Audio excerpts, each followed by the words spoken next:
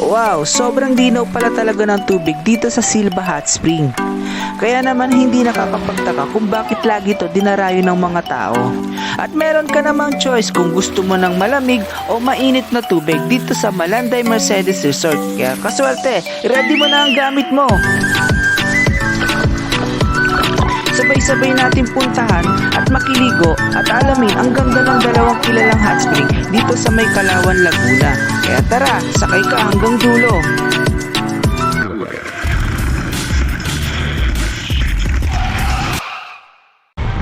Maswerteng araw sa lahat at welcome back muli sa ating munting channel na Swerte Moto. At bago ang lahat, magpapasalamat muna tayo sa mga ilang subscriber natin na nanood mula Cavite, papuntang Tanay at ngayon naman ay dito sa Kalawan, Laguna. Sana dumami at patuloy nyo sana akong suportahan sa mga gagawin pa nating videos.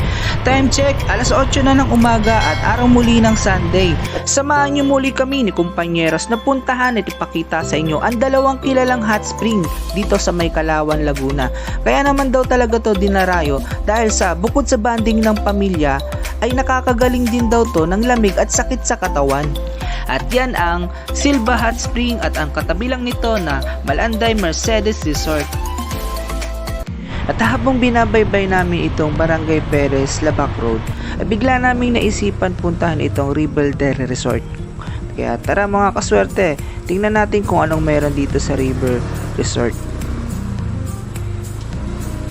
At kaliwa tayo dito sa may L. Escaris Street.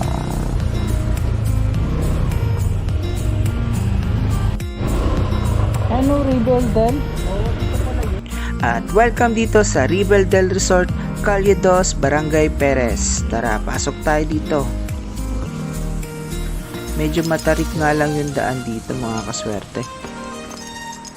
Ang swerte natin dahil libre lang ang entrance dito. Tamang-tama sa mga magkakaibigan na biglaan lang nagkayayaan. At may enjoy nyo na ang napakalawak at napakalinis na lugar dito. Open nga pala ang camping ground nila para sa mga mahihilig magtayo ng tent.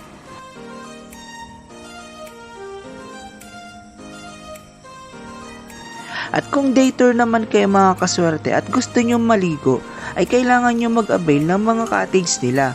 Meron silang regular cottage na 10 to 12 packs ay 500 at sa big cottage naman na 25 to 30 packs ay 1,000.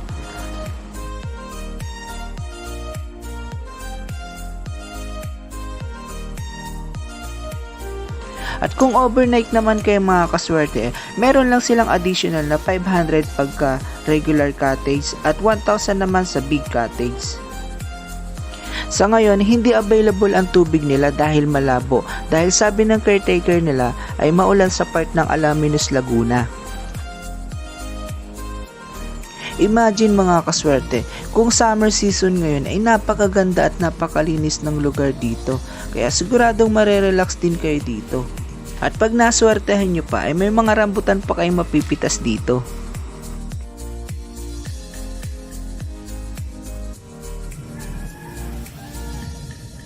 Pumunta na tayo ngayon sa una nating destinasyon na Malanday Mercedes Resort. At mula naman dito sa Rebel Del ay nasasakupan pa rin ng Barangay Perez ang private resort na Malanday Mercedes. Kaya 5 to 10 minutes lang na biyahe gamit ang motor ay mararating na rin agad natin ito. At dahil nga sa private resort nga ito ay tama lang sa isang pamilya ang parkingan nito. At pasok na tayo dito sa malaportal nilang entrance. At simulan na nating maglakad. At kung mapapansin nyo kaswerte, hindi tayo maliligaw dito dahil sementado na yung daan. At tingnan nyo naman yung dulo para tayo papunta sa ibang daigdig. At dito, diretso na yung daan at sobrang tahimik para talagang walang ibang tao dito.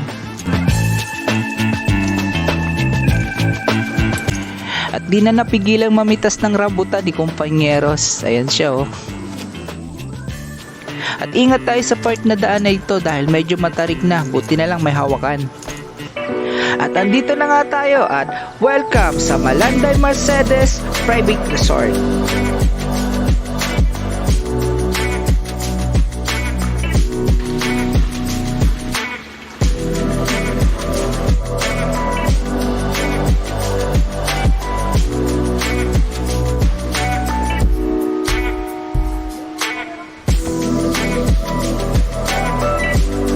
Ang Mercedes Resort ay meron 3 man-made pool at ang isa ay hot cold natural water at ang isa naman ay cold natural spring water.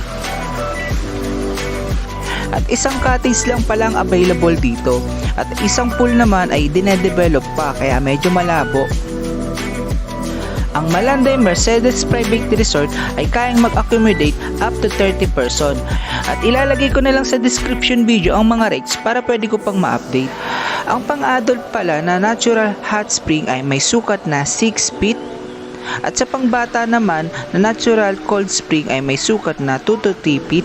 At ang accommodation nila para sa up and down nilang bahay, meron silang 3 bedrooms. At ang attic rooms na pwedeng mag-accommodate hanggang 15 persons. Meron na silang kompletong gamit sa kitchen at meron din silang kitchen na may kasamang video okay na pwede nyong rentahan. At saka isang CR na malinis. At pakita ko na rin saglit ang overnight accommodation nila para sa 17 hours.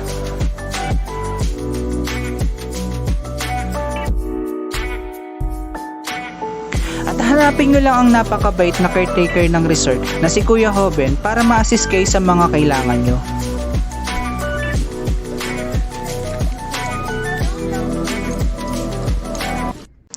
Puntahan na natin ang sikat at pangmasang hot spring dito sa Calauan, Laguna, ang Camp Silva Hot Spring Resort. At habang tumatagal ay lalo nilang dinedevelop at pinapaganda ang lugar na ito. At isa rin ang Camp Silva sa pinakamatagal na hot spring dito sa Calauan, Laguna. Kaya naman kilala at lagi itong dinarayo. Dito na tayo sa main entrance ng Silva Hot Spring. Sakop pa rin pala to ng Barangay Perez ng Calauan, Laguna. Mukhang maraming tao ngayon at araw ng Sunday. At ang ganda ng daan nila dito at lalo pa nilang pinalawak yung parking area. First time ko lang pala makapunta dito sa Silva Hot Spring at base sa napanood ko sa YouTube past year hindi pa ganito kaganda yung daan. Kaya nakakagulat, maganda na yung daan nila ngayon. At dito na tayo sa extended nilang parking area ng mga motor.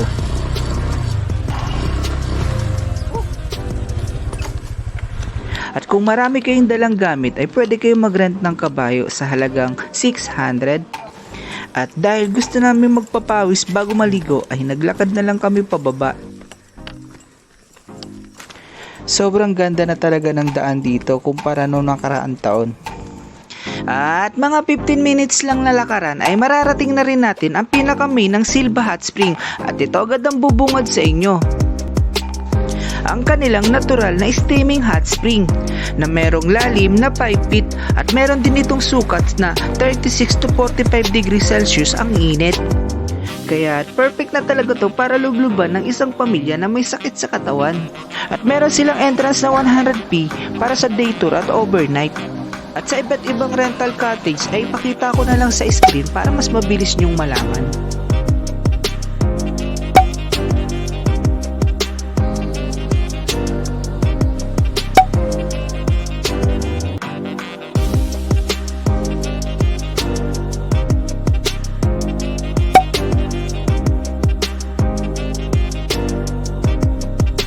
Ang kailangan natin dito, sir ma'am, tawag sa page para mawala yung walk-in fee. Kasi pagka nag-walk-in kayo, may bayad pang 100 pesos. Ngayon, kung magpapareserve kayo, wala na yung magiging walk-in fee. May down lang yon na 5% kung di ako nagkakamali. Yun naman ay imaminus pag nagbayad kayo sa entrance. May tao naman kami na naka-standby sa entrance na sila yung naghahawak ng aming mga resibo na babayaran ng bawat isa. At wow, sobrang linaw pala talaga ng tubig dito sa Silva Hot Spring. Kaya naman sobrang dinarayo talaga to ng mga tao. Kaya makiligo na muna tayo mga kaswerte.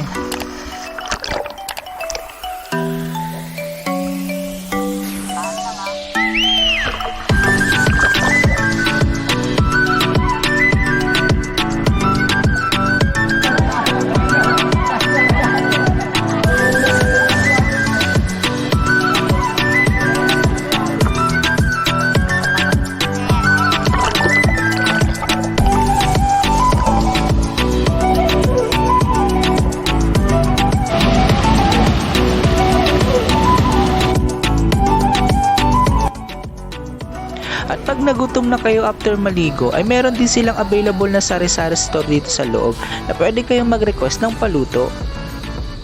At dito naman yung malinis na comfort room para sa mga guests. Sa right side yung panglalaki na kulay blue at sa left side naman yung pambabae na kulay yellow.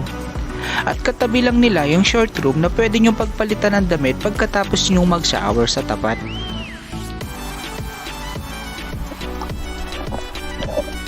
Kaya 10/10, sobrang ganda ng experience namin dito no kumpanyeros. At mukhang ganun din naman sa lahat ng mga guests na naliligo rito. Napakasarap na experience namin dito pagka kami napunta. Nangyayari dito, nagkakaroon po kami ng palaro sa tubig, and then nare-relax po lahat yung mga kasama ko. Dahil kami kalimitan, galing kami doon sa kabilang nag-airsoft kasi kami, and then pagkatapos ng airsoft, punta kami dito, nare-relax po yung aming sarili. Bago kami ditong bubuksan, ito yon para ma-accommodate namin kahit marami ang tao. Yan, makikita naman ninyo yan. Ito mga susunod na ito na yung gagawin namin kahit marami ang maging bisita, kaya. Siguro mga 7 paliguan yan hanggang 8. Iba yung bukal niya kaysa sa kabila. Magkakabukod ng bukal yan. Pinakamarami kaming bukal. Sa bandang huli pa yung aming malamig. Unahin muna namin ito, tsaka yung kabila. Gagawa namin ng mga drainage para maging maayos. Kahit umuulan, hindi na maglabo. 30 years na mula na nag-open ang Silva Hot Spring. At kahit nasa gitna sila ng kabundukan ay patuloy pa rin dinarayo ang kanilang resort. Mga kaswerte, punta kayo dito sa Silva Hot Spring at nang mag-enjoy kayo. Mas maganda kung gusto nyo overnight. Kaya't kaswerte, inaanyayahan ko kayong ma-experience ang 2-in-1 na hot spring dito sa Kalawan, Laguna. At ilan lang yan sa mahigit 500 na hot spring dito sa bayan ng Laguna. Kaya kung nagustuhan nyo itong video na to, ay huwag niyo sanang kalimutan mag-like, subscribe at i-hit ang notification button para lagi ko kayong ma-update sa bago nating videos. Thank you!